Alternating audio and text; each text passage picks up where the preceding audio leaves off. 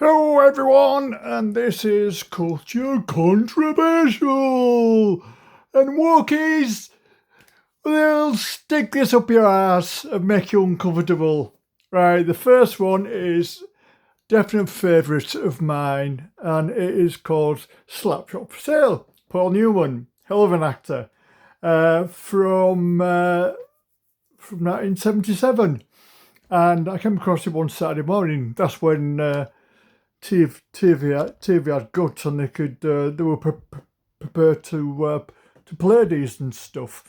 That wasn't too risque. So yeah, I hope you enjoy. This is about the Hanson brothers. So enjoy.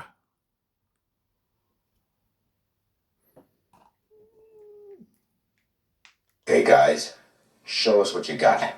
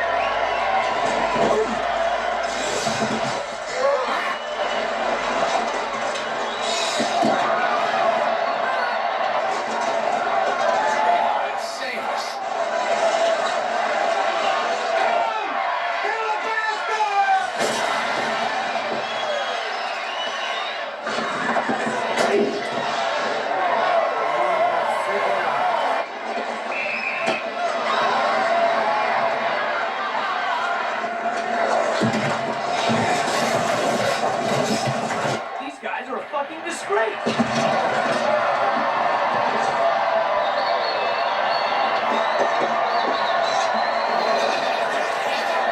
And I'm telling you, Crow County is just visibly upset by this display. Come on down and get places for the home games. Bring the kids. We got entertainment for the whole family.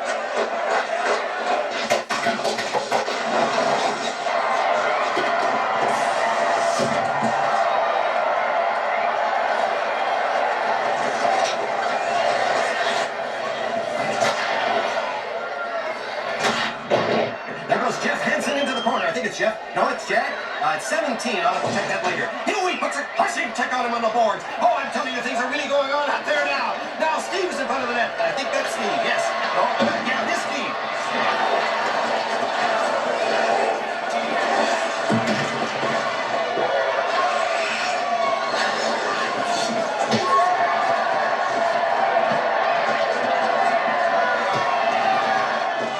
And I think that was Jack. Well, it was Jeff or Jack. These brothers are stomping all over.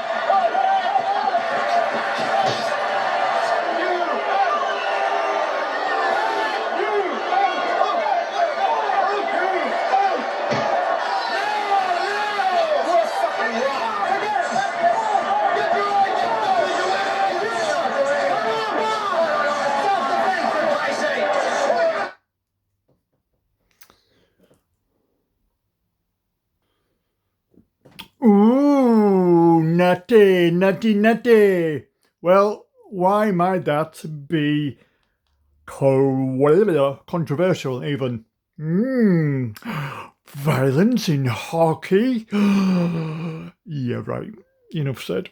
So this next one is 15 shocking things 1970s British doctors did to the children. Shocking things. Well, I was a kid in the 70s, so here you go.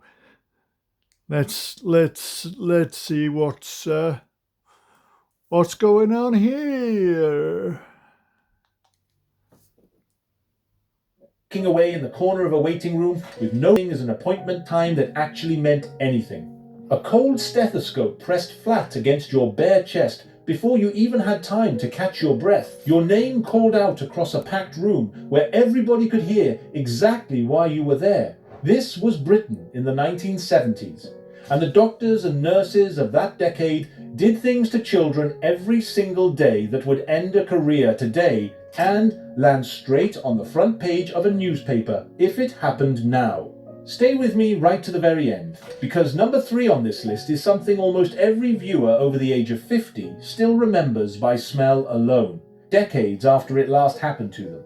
Welcome back to the channel where we walk back through the Britain we grew up in together, one memory at a time. If any of this brings something back for you, do me a favour and subscribe, and tell me down in the comments which one of these 15 actually happened to you as a child. We are building something here together, a place where Britain still feels a little bit like home, even 50 years on.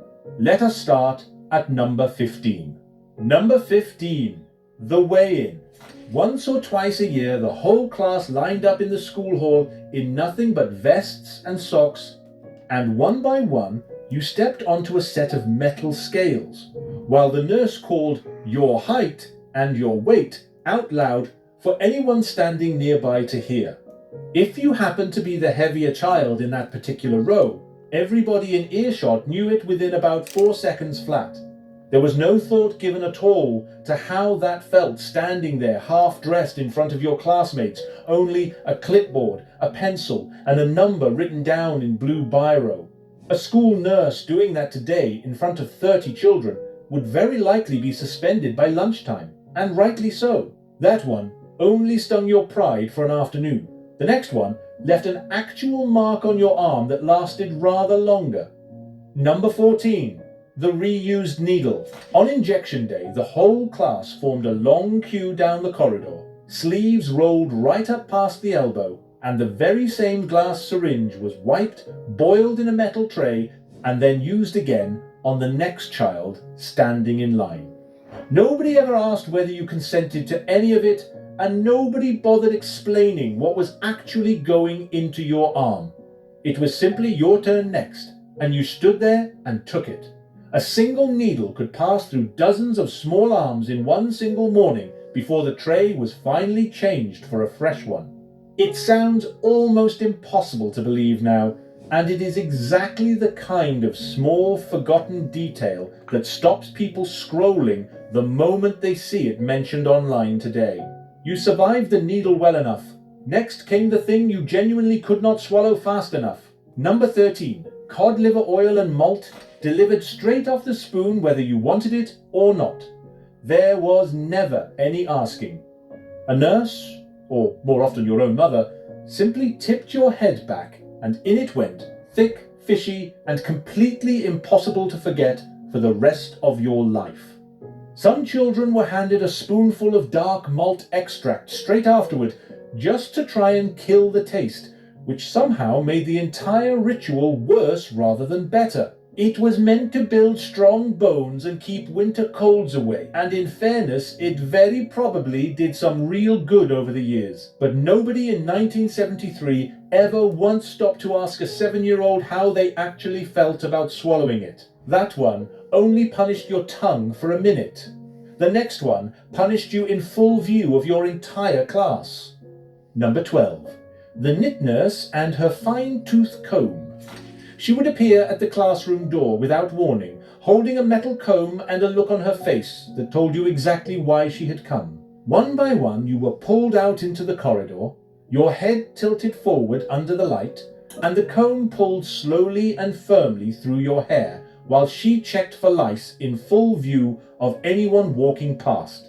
If she found something, the whole school seemed to know about it by lunchtime, and children could be cruel about it for weeks afterward. Keep this particular nurse in the back of your mind as we go, because she turns up twice more before we finally reach number 1. Public shame was one weapon this decade reached for. The next doctor's answer to almost everything was simply to tell you to stop making a fuss. Number 11. Big boys do not cry. A broken finger, a nasty cut on the knee, a badly twisted ankle from the school playground, and the advice from most family doctors of this era was very often exactly the same. Grit your teeth and get on with it. Painkillers beyond a children's aspirin were barely even offered, and comfort of any kind was treated almost like a form of weakness in a young patient. You limped home from the surgery on the corner of the high street, holding back tears, because that was simply what was expected of a child in this country. Nobody used the word trauma back then.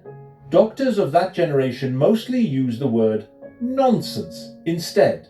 That doctor kept his patients quiet, with nothing more than a stern look. The next one filled the whole surgery with smoke while he worked on you. Number 10. Smoking on the ward, and right there in the surgery itself.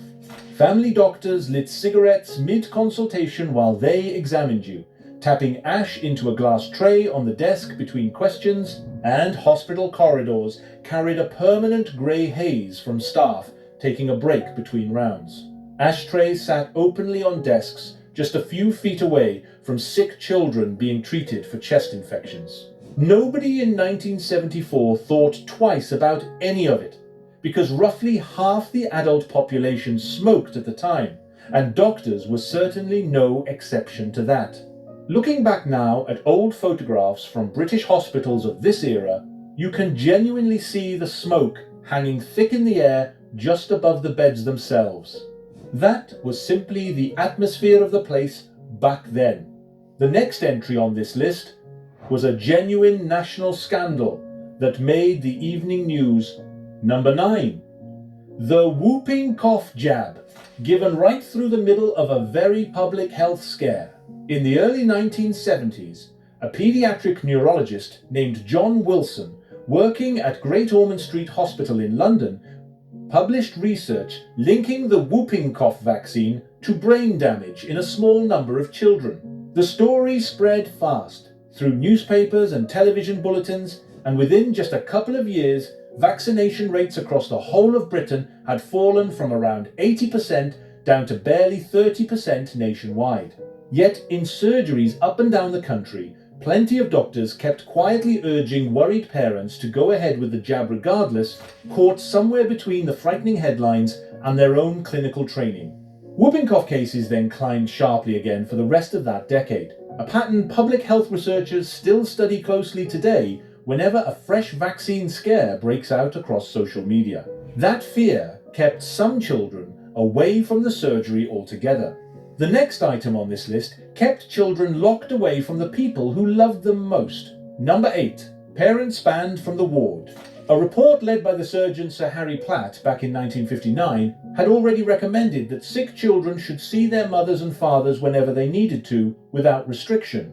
And yet well into the 1970s, hospitals right across Britain still restricted visiting to one short afternoon a week, sometimes even less than that.